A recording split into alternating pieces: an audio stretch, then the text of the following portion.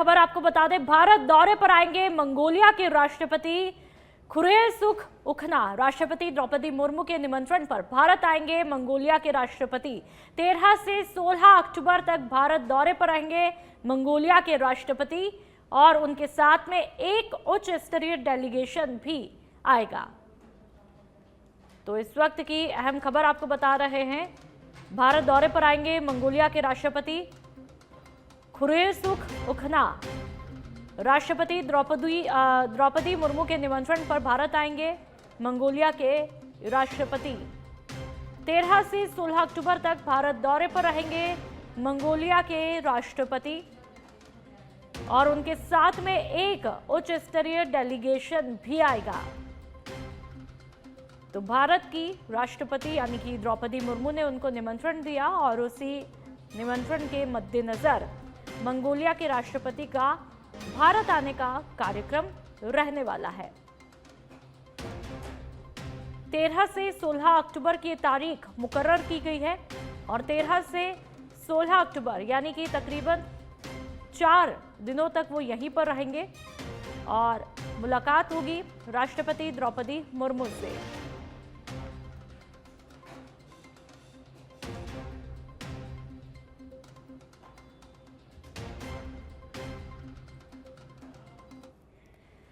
उत्तराखंड के देहरादून में चल रही 44वीं नॉर्थ जोन शूटिंग चैंपियनशिप 2025 में राजस्थान की प्रतिभाशाली शूटर लवण्या कंवर ने शानदार प्रदर्शन किया है। शानदार प्रदर्शन के चलते उन्होंने सिल्वर मेडल जीत करके जयपुर और राजस्थान दोनों का ही नाम रोशन किया। लवण्या कंवर के कोच योगेश शेखावत ने जानकारी देते हुए बताया कि 8 अक्टूबर से 16 अक्टूबर तक चल रहे इस चैंपियनशिप में लवण्या कंवर ने 25 मीटर स्टैंडर्ड पिस्टल इवेंट में 266 अंकों का शानदार स्कोर करते हुए रजत पदक पर कब्जा जमाया। उनकी इस सफलता से न केवल जयपुर बल्कि पूरे राजस्थान के शूटिंग खेल समुदाय में खुशी की लहर है। आपको ये भी बता दें कि कंवर जयपुर की एकलव्य स्पोर्ट्स शूटिंग एकेडमी में प्रशिक्षण प्राप्त कर रही है, जहां पर उन्हें कोच योगेश शेखावत की तरफ से आधुनिक तकनीक और अनुशासित प्रशिक्षण का मार्गदर्शन दिया जा रहा है। लवण्या कंवर पहले भी कई शूटिंग प्रतियोगिताओं में पदक जीत चुकी है। उनके समर्पण और निरंतर प्रयास ने उन्हें शूटिंग के क्षेत्र में विशेष पहचान भी दिलाई है। उनकी सफलता के पीछे उनके पिता यानी कि घनश्याम सिंह राणावत और माता पिंकी कंवर और पूरे परिवार का सहयोग रहा है। लवण्या कंवर अपने कोच योगेश शेखावत के मार्गदर्शन में खेल के सारे गुण सीखकर सफलता की नई ऊंचाइयों को हासिल भी कर रही है। उनकी सफलता से प्रदेश के अन्य युवा भी प्रेरित हो रहे हैं। तो 8 अक्टूबर से 16 अक्टूबर तक ये चैंपियनशिप का प्रोग्राम आयोजित किया जा रहा है और लवण्या ने जिस तरह से सफलता की इबारत लिखी है, आप तस्वीरें खुद देख लीजिए। राजस्थान की बेटी ने नाम रोशन किया है और कई शूटिंग प्रतियोगिताओं में जीत के झंडे भी गाड़ चुकी है और ऐसे में एक बार फिर से उम्मीदें, लेकिन कहते हैं जब आप दिन रात मेहनत करते हैं, सपने देखते हैं, संघर्ष करते हैं तो मंजिल एक ना एक दिन आपके सपनों में रंग भर ही देती है और उन सपनों को हकीकत में तब्दील कर ही देती है।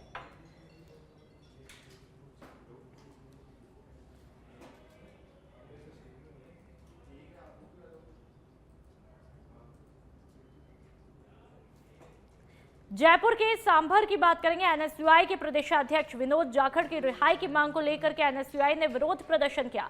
कार्यकर्ताओं ने राज्यपाल के नाम नायाब तहसीलदार को ज्ञापन सौंपा है। एनएसयूआई महासचिव मुकेश नरनिया के नेतृत्व में विरोध जताया गया। तो जयपुर के सांभर की ये तस्वीरें हैं, आप देख लीजिए। एनएसयूआई प्रदेशाध्यक्ष विनोद जाखड़ की रिहाई की यहां पर मांग उठाई जा रही है और एनएसयूआई कार्यकर्ताओं ने एकजुटता बना करके विरोध प्रदर्शन यहां पर किया है। राज्यपाल को ज्ञापन भी सौंपा है और इस दौरान एनएसयूआई के महासचिव भी उनके साथ में मौजूद रहते हैं। विनोद जाखड़ की रिहाई की मांग यहां पर लगातार की जा रही है। अब ऐसे में देखना है कि राज्यपाल को ज्ञापन सौंपने के बाद एकजुट होकर के जो विरोध प्रदर्शन किया जा रहा है, उसके बाद में क्या विनोद जाखड़ की रिहाई हो पाएगी, क्या इनकी मांगों को सुना जाएगा? ये आरएसएस वाले राजस्थान यूनिवर्सिटी जो शिक्षा का केंद्र है, उस शिक्षा के केंद्र में आरएसएस वाले ने अपने शस्त्र पूजा कर रहे थे। तो राजस्थान यूनिवर्सिटी ये जो शिक्षा का जो केंद्र है, उसमें किसी भी कोई शस्त्र की पूजा ये नहीं कर सकते। तो विनोद जाखड़ शांतिपूर्ण तरीके से उनका विरोध कर रहे थे। तो आरएसएस वालों ने के इशारे पे जो पुलिस के कर्मचारी थे, जो पुलिस के जवान थे, उन पर लाठीचार्ज किए और उनको जबरदस्त गिरफ्तार करके और जेल में डाल दिया गया। तो हम उनके विरोध में आज यहाँ ज्ञापन देना है, मुख्यमंत्री के नाम से और जिला कलेक्टर महोदय के नाम से यहाँ से ज्ञापन देना है, ताकि उनको जल्द से जल्द जो उनके दायरे लगाई गई। बूंदी में खाद्य सुरक्षा आयुक्तालय के निर्देशन में आगामी त्योहार को देखते हुए जिला कलेक्टर अक्षय गोदारा के निर्देश पर शुद्ध आहार मिलावट पर वार अभियान चलाया जा रहा है। अभियान के दौरान 6 प्रतिष्ठानों का निरीक्षण भी यहां पर किया गया। निरीक्षण के दौरान कई चीजों के नमूने लिए गए, साथ ही 130 किलो पुरानी मिठाइयों को जब्त करके नष्ट भी करवाया। साथ ही धारा 32 के तहत नोटिस जारी किया गया। तो पुरानी मिठाइयों को जब्त करके नष्ट करवाया। त्योहारी सीजन को देखते हुए मिलावटखोरों पर लगातार नजर बनी हुई है। दिवाली का त्योहार नजदीक है और ऐसे में मिलावटखोरों पर लगातार शिकंजा कसा जा रहा है।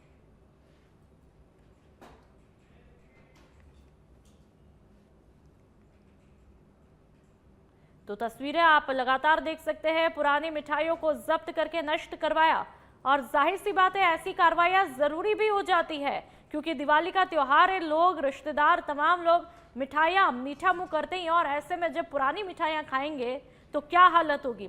तो ऐसे में त्योहार से पहले इस तरह की कड़ी कार्रवाइयां होनी बेहद जरूरी हो जाती है, जिससे किसी की सेहत के साथ में मीठा खा करके खिलवाड़ ना हो।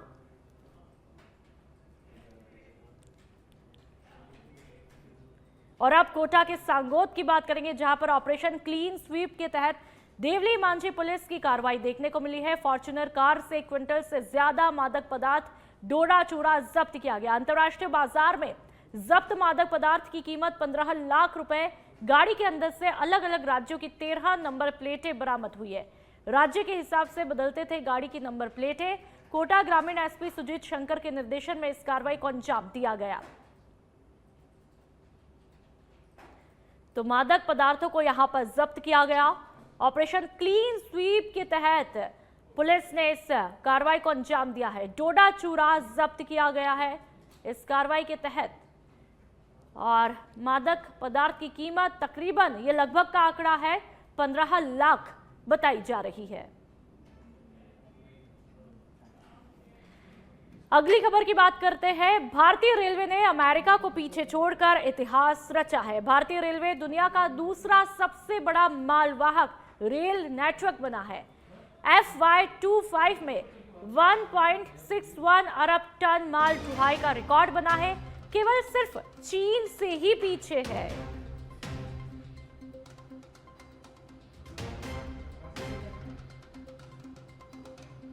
तो भारतीय रेलवे ने अमेरिका को पीछे छोड़कर, पछाड़ करके इतिहास रचा। भारत के लिए गौरवान्वित पल।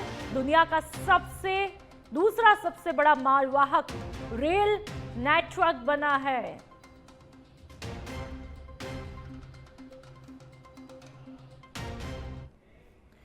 और अब जल संसाधन विभाग से जुड़ी बड़ी खबर आपको बता दें। प्रदेश में लबालब बांधों की संख्या बढ़कर के 465 पहुंची है। प्रदेश के बांधों में कुल भराव क्षमता का 89.97% पानी पिछले साल से बांधों में कुल भराव क्षमता का 3.5% पानी ज्यादा है। जयपुर जोन के बांधों में कुल भराव क्षमता का 85.11% पानी है, जबकि पिछले साल था 81.31% पानी था।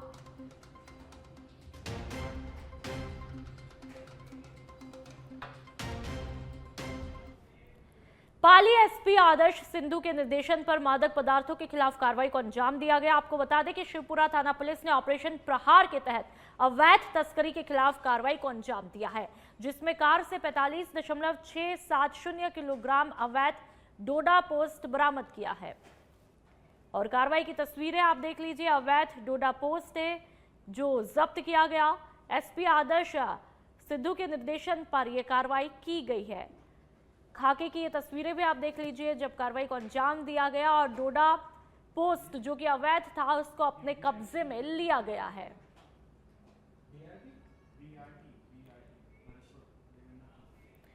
रतनगढ़ नगर के वार्ड 31 स्थित मेहंदीपुर बालाजी के पास शनिवार को एक बड़ा हादसा टला है, जब बिना स्वीकृति चल रही खुदाई के चलते 2 पुरानी हवेलियों के हिस्से अचानक से गिर गए। नारायण चौधरी, सुशील और नारायण सांगानेरिया ने कि इन 2 मकानों में हादसे के समय परिवार मौजूद थे, लेकिन गनीमत ये रही कि कोई भी जनहानि यहां पर नहीं हुई।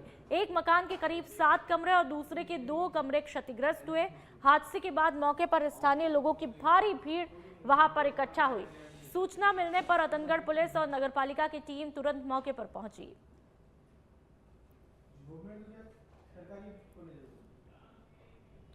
बाली के देसुरी पुलिस ने हरिओम आश्रम स्टेट हाईवे पर कार्रवाई करते हुए एक बस से 11.690 किलोग्राम डोडा पोस्ट जब्त किया। इस दौरान एक तस्कर को भी गिरफ्तार किया है।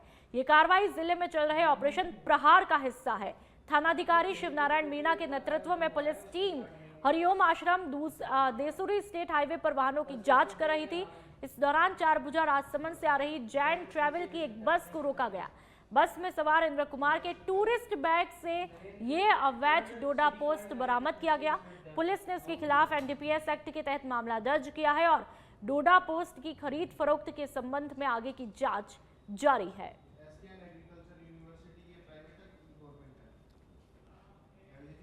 और अब राजधानी के रायसर से खबर, जहां पर खेत में नग्न अवस्था में युवक का शव मिला है। पुलिस ने मौके पर पहुंच करके जांच शुरू की है, जिसमें मृतक की उम्र करीब 25 साल बताई जा रही है। फिलहाल उसकी पहचान नहीं हो पाई है। शव के एक हाथ पर रामनिवास मीणा नाम लिखा हुआ पाया गया, जिससे पुलिस उसकी पहचान कर रही है। पुलिस ने बताया कि पोस्टमार्टम रिपोर्ट आने के बाद ही क्या कुछ मौत के कारण रहे उसका खुलासा हो पाएगा। तो ब्लर करके इन तस्वीरों को बताया गया है एक व्यक्ति का जिसकी आयु बहुत कम है, तकरीबन 25 साल बताई जा रही है। उसका शव मिला है, वो भी नग्न अवस्था में मिला है। ऐसे में पुलिस वहां पर पहुंची है। आखिरकार इस व्यक्ति की मौत कैसे हो जाती है, इन तमाम कारणों का पता लगाने में पुलिस अब जुट गई है। हो सकता है परिवार वालों से बातचीत हो, रिश्तेदारों से हो, दोस्तों से हो। आखिरकार आखिरी बार फोन पर किससे बातचीत हुई या फिर कोई और वजह रही, कैसे इस व्यक्ति की मौत हो जाती है और ये नग्न अवस्था में कैसे मिलता है, इन तमाम एंगल पर जाहिर सी बात है पुलिस जांच करेगी। चूरू के तारानगर में एक अज्ञात वाहन की टक्कर से सांड गंभीर रूप से घायल हुआ। हादसे की सूचना स्थानीय गौ सेवक अंजनी स्वामी ने बालाजी गौ सेवा समिति को दी। सूचना मिलते ही समिति की टीम तुरंत मौके पर पहुंची और घायल सांड को सावधानी पूर्वक वाहन में डाल करके समिति की गौशाला ले जाया गया, जहां पर उसका उपचार जारी है। समिति के इस त्वरित कार्य की स्थानीय नागरिकों ने सराहना भी की है। समिति के पदाधिकारियों ने प्रशासन से अपील की है कि आवारा पशुओं की सुरक्षा के लिए उचित कदम भी उठाए जाए, ताकि भविष्य में ऐसी घटनाओं को रोका जा सके।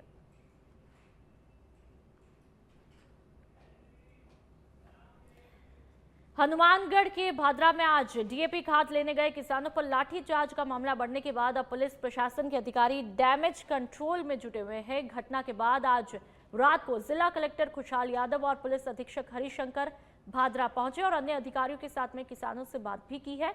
इस दौरान जिला कलेक्टर और पुलिस अधीक्षक ने कहा कि अव्यवस्था होने पर हल्का बल प्रयोग किया था और उसकी जांच की जाएगी। तो वहीं दूसरी तरफ अखिल भारतीय किसान सभा ने घटना के विरोध में 13 अक्टूबर को भादरा एसडीएम कार्यालय पर प्रदर्शन की घोषणा की है और कहा कि जब तक दोषी पुलिस कर्मियों और अधिकारियों पर कार्रवाई नहीं होती तब तक आंदोलन जारी रहेगा।